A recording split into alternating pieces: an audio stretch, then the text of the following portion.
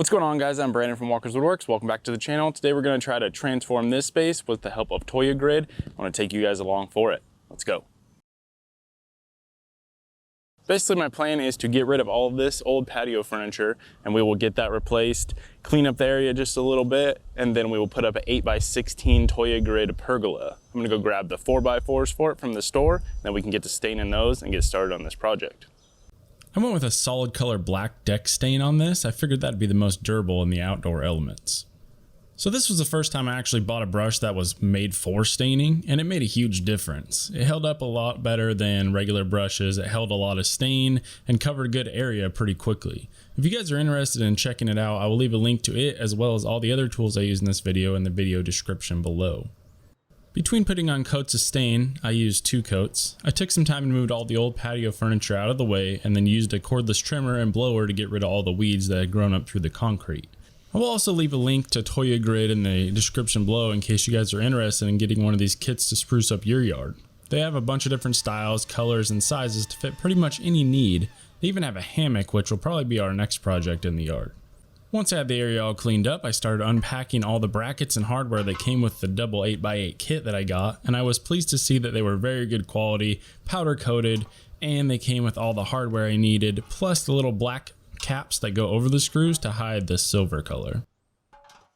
The kit I got comes with 6 bottom brackets for the legs, 4 3-way brackets, and 2 4-way brackets. You'll see how it all goes together in a minute.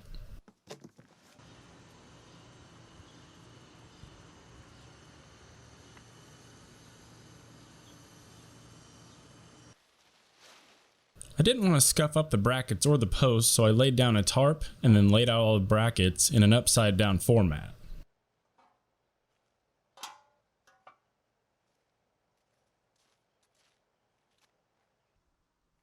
Once they were all laid out, I could start the assembly. I started in one corner, made sure the posts were all the way inserted up against the metal tabs that are inside the bracket, and then I moved on to the next corner, working my way down to the other end, securing each bracket on the ends with 4 screws per post and installing the black caps as I went.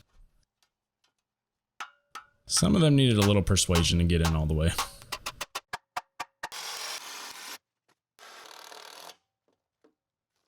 A note here is to make sure that you put the crossbeam in before attaching it to the side rails. I did not do that, so I had to go back and fix it, but I made it work.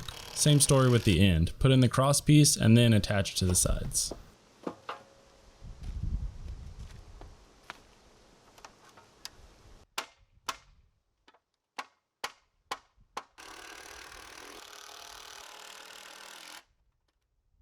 Once the top of the frame was all assembled, I took out the sails that will provide the much needed shade on these hot summer days. I chose a gray colored shade, but they offer many different color choices, so check out the website and see which one will match your yard.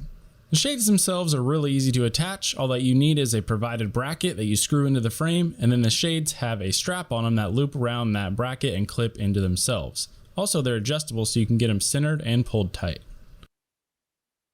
Then it was time to call in some reinforcements. This part requires 3 to 4 people, so I convinced my mom and my girlfriend to help me get it flipped over. Yes, that's a catio in the background.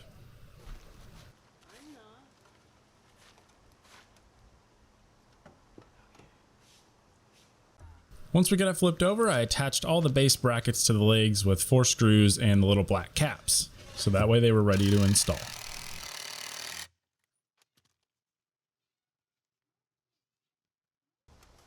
To install the legs, I started by lifting up and holding one side of the frame while the girls put the legs into the brackets, and then once they were in, I could let it rest on its own weight, and I installed the screws and the little black caps.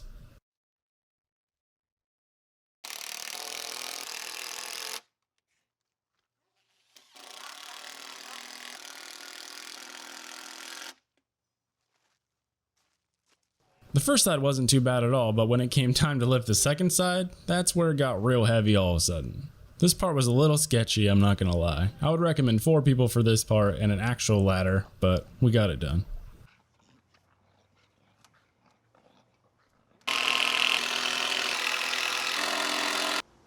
Once it was assembled and all the screws were inserted, we scooted it over carefully to where its final resting place would be.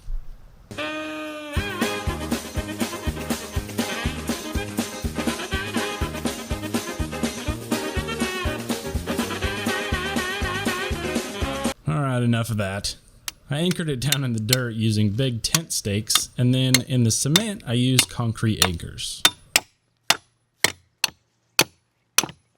By the way, if you think you can drill these holes with a regular drill, I don't advise it, because I did try that and dulled the bit pretty quick, so I borrowed a hammer drill and that made it much faster. That's not going anywhere, said every grown man ever. I think all the dogs approved, so that's a plus. It's going to be super nice to be able to sit outside and enjoy a meal or just hang out under the shade. Now if we could just find some patio furniture we like that's in stock, we'll be set.